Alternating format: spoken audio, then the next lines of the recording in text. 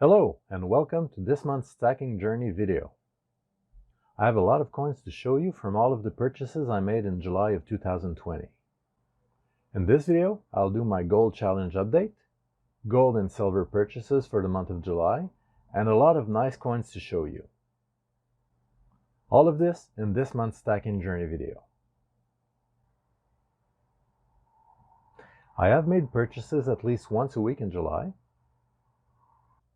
Silver has been a bit hard to find, and I was forced to purchase what was available. Alright, let's have a look at these in detail.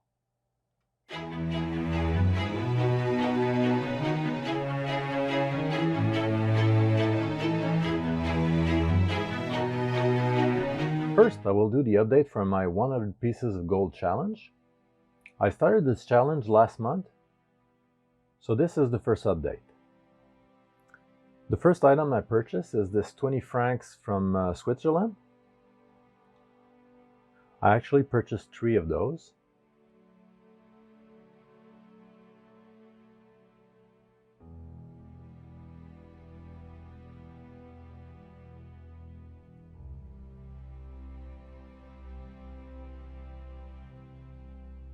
So this is the second one. This one is from 1927. They are all in really good shape.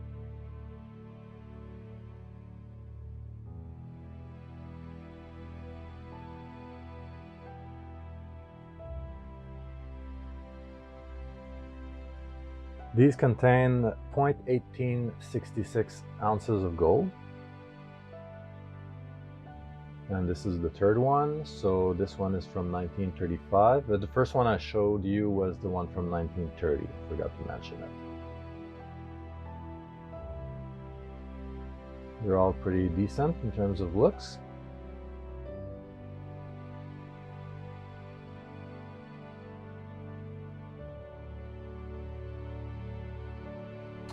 The second item I purchased is these 1 ducat.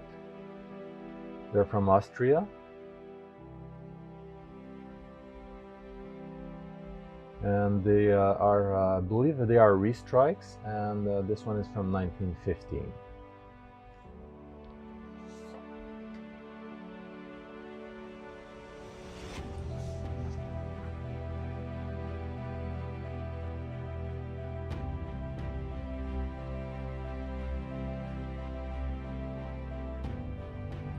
So these contain 0.1106 troy ounces of gold.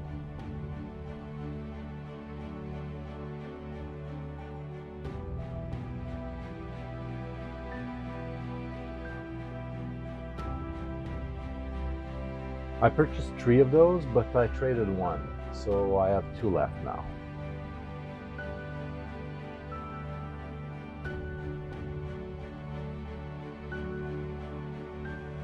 In terms of purity, the 20 francs are 0.9, so they're 90% gold. And the ducats are a bit special. They are 98.6% purity in terms of gold.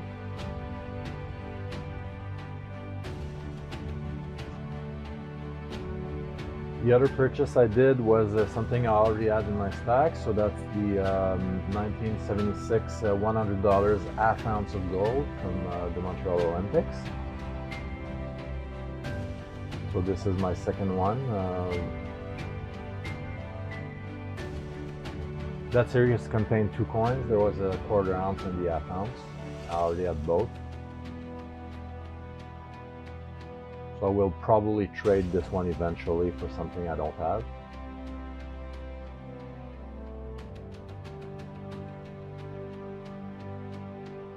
And the last item I purchased was this American half eagle from 1912. These are very hard to come by in Montreal. I pretty much never see American coins for some reason. I was really happy to pick that one up. So this is the $5. So basically, if you don't know, the way it works is the eagles were $10, the half eagles were $5, and the double eagles were $20.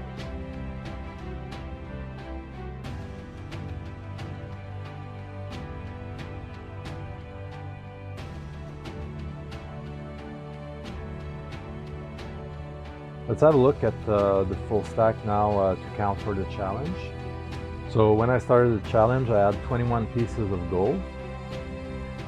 Traded a bit of gold this month for silver, and so the gold stack did not grow as fast as it should have with the purchases I made.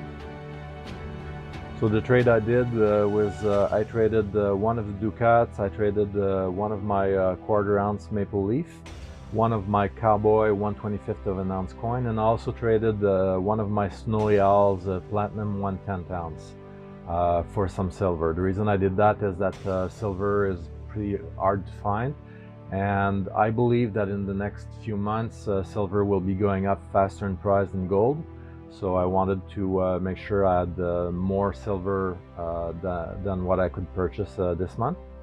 So I'm going to put a counter on the screen so that you can see how far I went with that. So as I said, I started the month with 21 pieces of gold. If you want to see these coins in details, in prior videos I went over pretty much every one in detail, so you're going to be able to find that on the channel.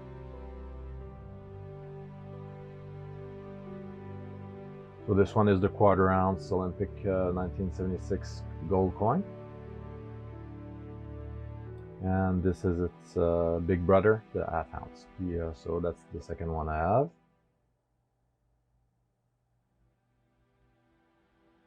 So the gold stack is growing slowly.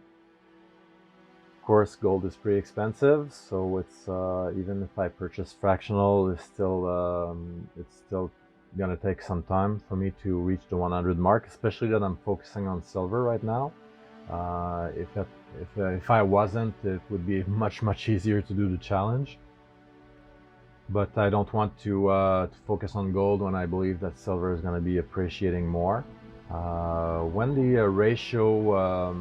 the gold to silver ratio reaches 40, I will probably start to go evenly in terms of purchases. And if it gets below 40, I will probably start to sell my silver in order to get more gold. So that's all of the stack that I now own. I do have some more pieces that I purchased this month, so you're gonna have to wait till next month to see those. I purchased quite a bit of gold this month as well.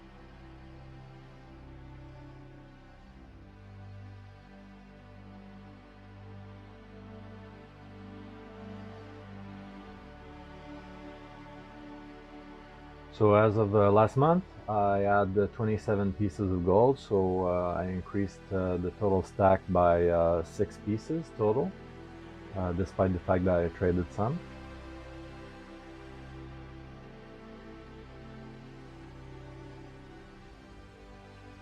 Alright, so that was the gold. Let's move on to the next item.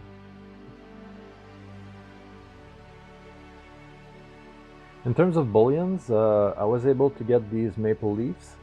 Again, I usually don't like to buy maple leaves because of the high premium. But my local coin shop gave me a great deal, and I was able to get them pretty much at the same price as I would any other generic silver. So I was happy to add them to my stack. So as usual with the older maple leaves, some of them have milk spotting, and they're not in perfect shape. But the price I paid, I can't really ask for perfect coins. I paid pretty much no premium on those. And of course, I know how to clean them now, so when it comes time to resell, I'm simply gonna remove the milk spotting, and they will be pretty much perfect. So if you haven't watched that video, I have a video explaining how to do it. I show you different products, I do some testing and everything. So it's going to give you a good idea of the best way to remove milk spotting from silver. I'll put this video at the end of this video. I'll put a link so that you can have access to it directly. The other bullions I was able to find was those Philharmonics from Austria. Again, Philharmonics tend to milk spot, so those are milk spotted as well for most of them. Still a very nice coin.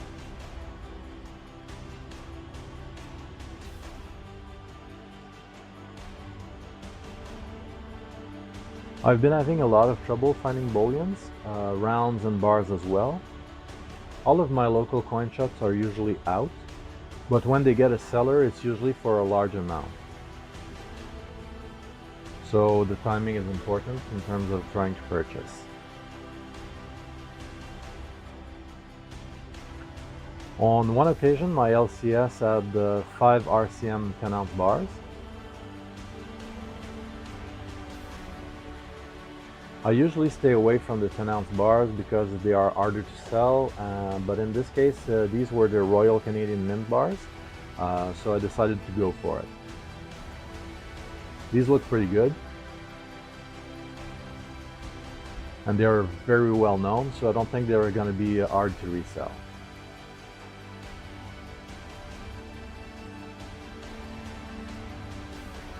I got these Canadian circulation silver coins from my local coin shop. One of those came from a giveaway that I got on Yankee Stacking's channel. Out of all of the circulation coins from Canada, the $1 ones are probably my favorite. I also love the half dollars. I think the quarters and dimes are okay, but really nothing special. And that might be because I've seen that design pretty much all of my life. Now the clad coins have the exact same design as the quarters and the dimes, whereas the new dollars and the new $2 and all of the other coins are completely different designs. I was able to purchase these sterling silver Montreal Olympics coins at spot price. The $10 coins have a silver weight of 1.45 troy ounce, and the $5 one have a silver weight of 0.72 troy ounce. I'm collecting these, and I have about half of them so far. I learned a few days ago that they were available in 2 types. These are the matte finish ones. There is also a proof version. I really like the matte look, but I might collect the proof ones once I'm done collecting this series and the matte finish first.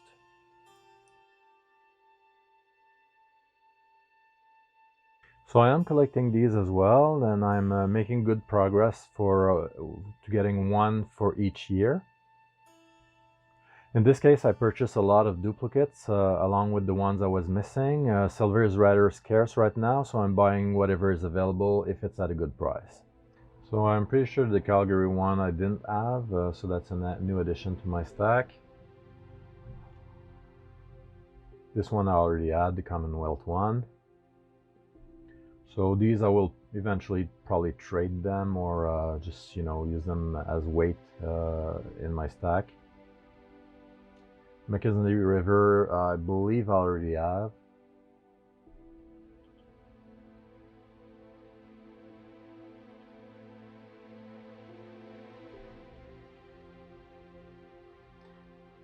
This one is very common. The original one, I think I have now 4 or 5 of those.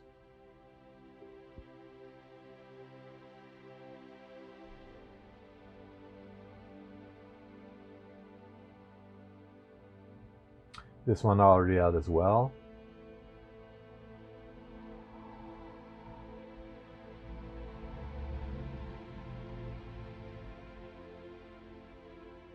Winnipeg one, same thing, I already had it. I think I had 2 already of those.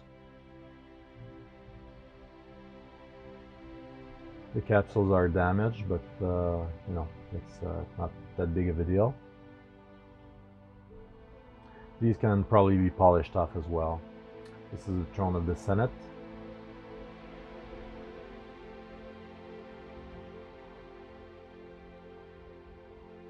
So all of these prior to 1992 are 50% silver. They're all proof, of course.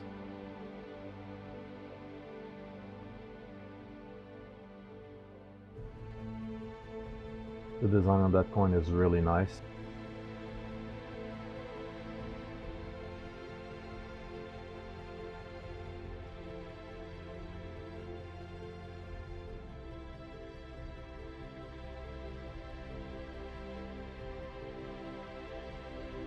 This one I believe is new to my stack. I can't remember if I had it. The design is not really familiar, so I don't think I did.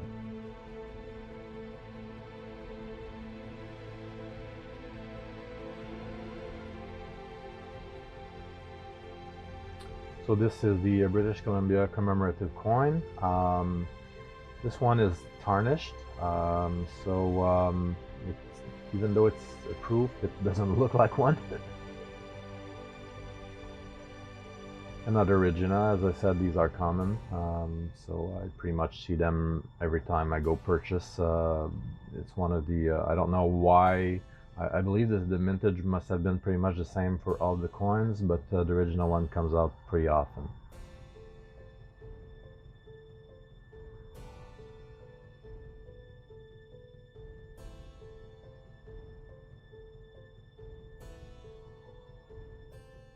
So this one is a bit special. So this is the classic design for the traveler coin. This is the design that was on circulation coins prior to 1964. Actually 1966, I'm sorry. But this one here is a proof version, and it's 50% silver instead of being the typical 80% for the circulation coins.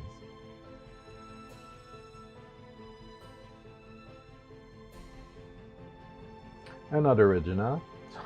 Probably have 10 of those now.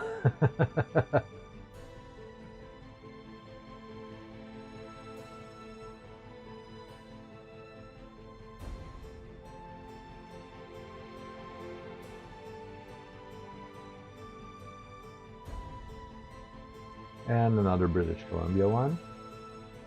So the reason I have so many duplicates and everything is when I went to the LCS, he didn't have any bullions, and like he was super limited on what he had available. So I told him, well, you know, if you're willing to get rid of all of all of the silver you have, I'm gonna buy it all.